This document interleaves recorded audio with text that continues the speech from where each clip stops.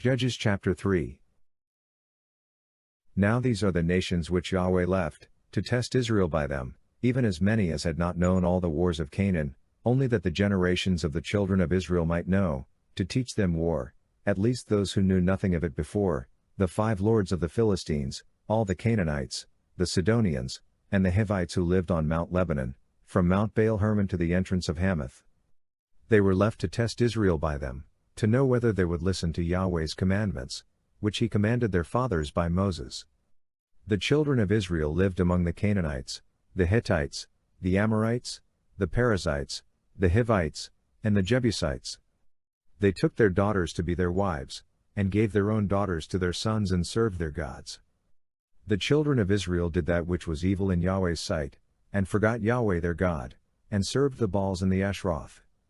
Therefore Yahweh's anger burned against Israel, and he sold them into the hand of Cushan-Rishathaim king of Mesopotamia, and the children of Israel served Cushan-Rishathaim 8 years. When the children of Israel cried to Yahweh, Yahweh raised up a Savior to the children of Israel, who saved them, even Othniel the son of Kenaz, Caleb's younger brother. Yahweh's Spirit came on him, and he judged Israel, and he went out to war, and Yahweh delivered Cushan-Rishathaim king of Mesopotamia into his hand. His hand prevailed against Cushan-Rishathaim. The land had rest 40 years, then Othniel the son of Kenaz died. The children of Israel again did that which was evil in Yahweh's sight, and Yahweh strengthened Eglon the king of Moab against Israel, because they had done that which was evil in Yahweh's sight.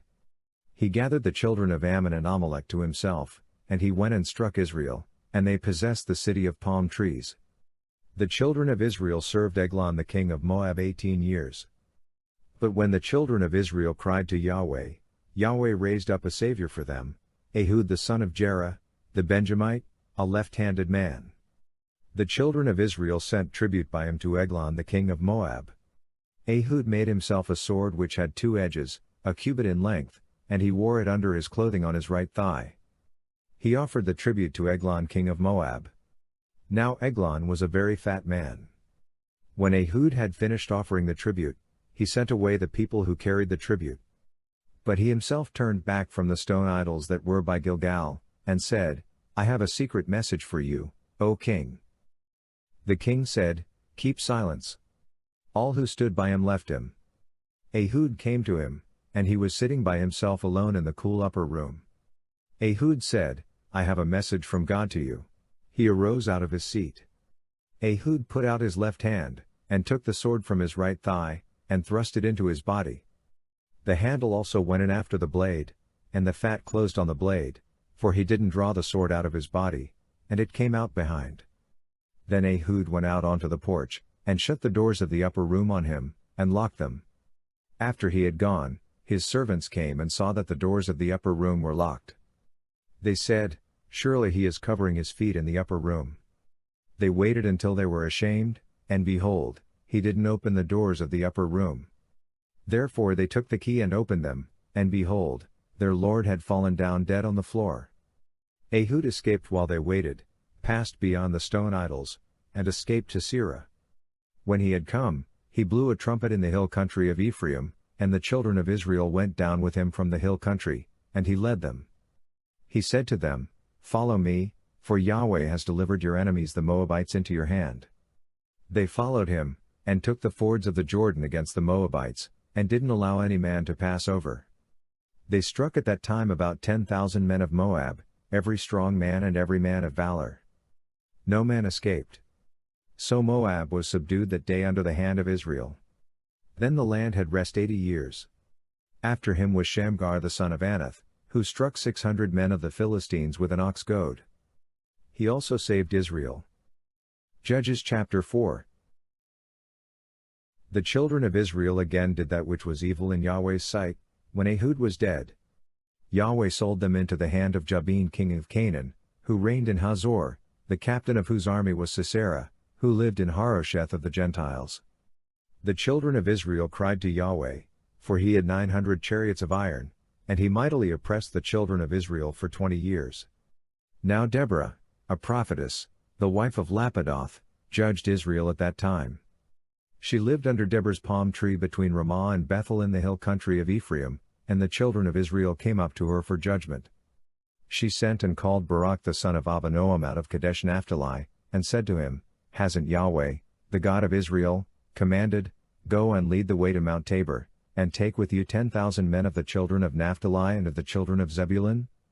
I will draw to you, to the river Kishon, Sisera, the captain of Jabin's army, with his chariots and his multitude, and I will deliver him into your hand. Barak said to her, If you will go with me, then I will go, but if you will not go with me, I will not go. She said, I will surely go with you. Nevertheless, the journey that you take won't be for your honor, for Yahweh will sell Sisera into a woman's hand. Deborah arose, and went with Barak to Kadesh. Barak called Zebulun and Naphtali together to Kadesh. 10,000 men followed him, and Deborah went up with him. Now Heber the Kenite had separated himself from the Kenites, even from the children of Hobab, Moses' brother-in-law, and had pitched his tent as far as the oak in Zananim, which is by Kadesh. They told Sisera that Barak the son of Abinoam had gone up to Mount Tabor. Sisera gathered together all his chariots, even 900 chariots of iron, and all the people who were with him, from Harosheth of the Gentiles, to the river Kishon. Deborah said to Barak, Go, for this is the day in which Yahweh has delivered Sisera into your hand. Hasn't Yahweh gone out before you? So Barak went down from Mount Tabor, and 10,000 men after him. Yahweh confused Sisera, all his chariots, and all his army, with the edge of the sword before Barak. Sisera abandoned his chariot and fled away on his feet. But Barak pursued the chariots and the army to Harosheth of the Gentiles, and all the army of Sisera fell by the edge of the sword. There was not a man left. However, Sisera fled away on his feet to the tent of Jael the wife of Heber the Kenite, for there was peace between Jabin the king of Hazor and the house of Heber the Kenite. Jael went out to meet Sisera, and said to him, Turn in, my lord, turn into me, don't be afraid. He came into her into the tent, and she covered him with a rug. He said to her, Please give me a little water to drink, for I am thirsty. She opened a container of milk, and gave him a drink, and covered him. He said to her, Stand in the door of the tent, and if any man comes and inquires of you, and says, Is there any man here? You shall say, No. Then Jael, Heber's wife, took a tent peg, and took a hammer in her hand, and went softly to him, and struck the pin into his temples, and it pierced through into the ground, for he was in a deep sleep, so he fainted and died.